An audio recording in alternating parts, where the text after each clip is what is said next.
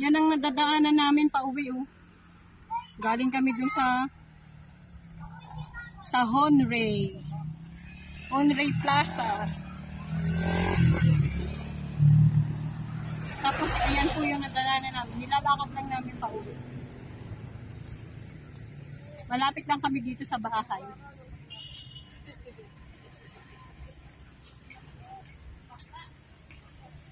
Kasi pinaka-city yung bahay namin na nakuha namin.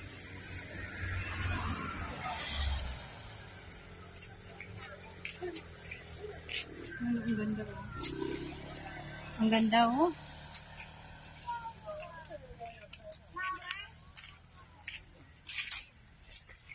Lakad.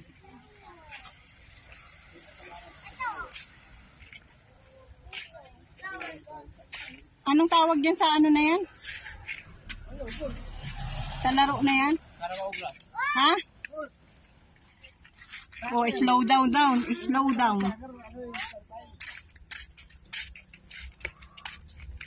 Anong tawag dyan?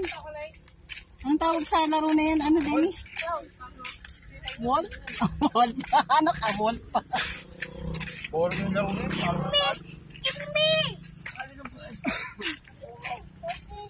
Oo. Wait lang.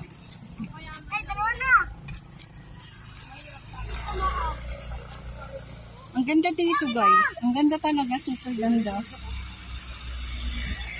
Yung bahay kasi namin guys, wala sa city talaga. Pinaka-city.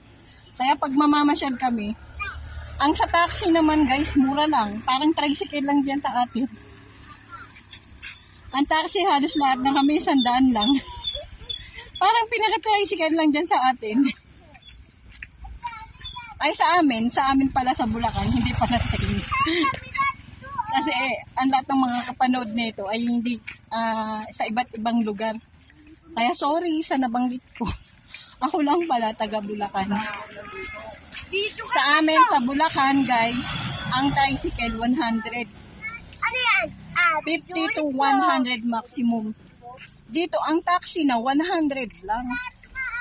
Apat Dito, o 5 yung pasahero. 100. Kaya ang mura-mura lang. Saka dito guys, ang babait ng mga driver ng taxi. Hindi kayo nila ililigaw. Kung saan ka nagpahatid, doon ka nila sakto ibababa. Hindi ka tulad sa Maynila. Pag sa Maynila, tatagain ka. Ikot-ikutin ka para lumaki yung babayaran mo. Pero dito hindi. Mababait sila. Ang pinakamalaking binayaran namin dito, 145 na taxi. Makakarating ka na dun sa pasyalan.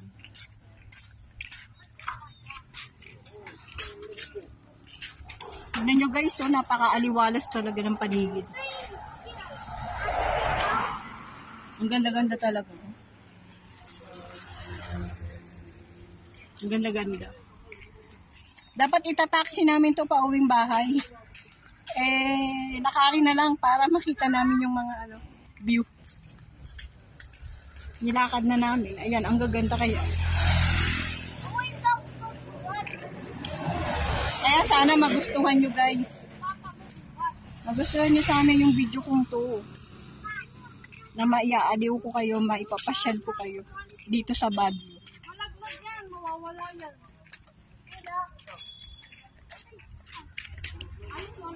Sa budget naman guys, kailangan mag-budget kayo ng mga 50,000.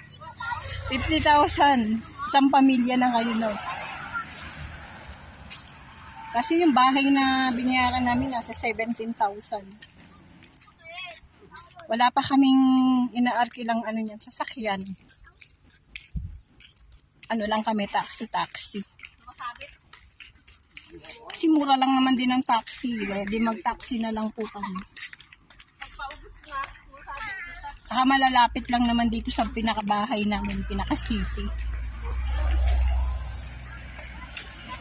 Di na namin guys pinuntahan yung layon, yung Ribulto.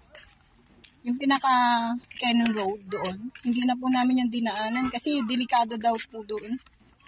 Pinagbabawal na yung mga sasakyan na magdaan doon. sa iba po yung daan namin. Kaya hindi na namin nadaanan yun.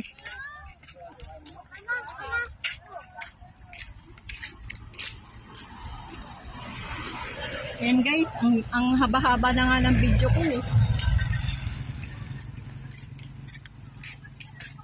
Tsaka magrereklamo na naman yung mga manonood na ito na pagod na yung daliri nyo kadot-dot. Eh kasi guys, tingnan mo naman, ang ganda-ganda, nakakapanghinayang ikat. Nakakapanghinayang talagang ikat.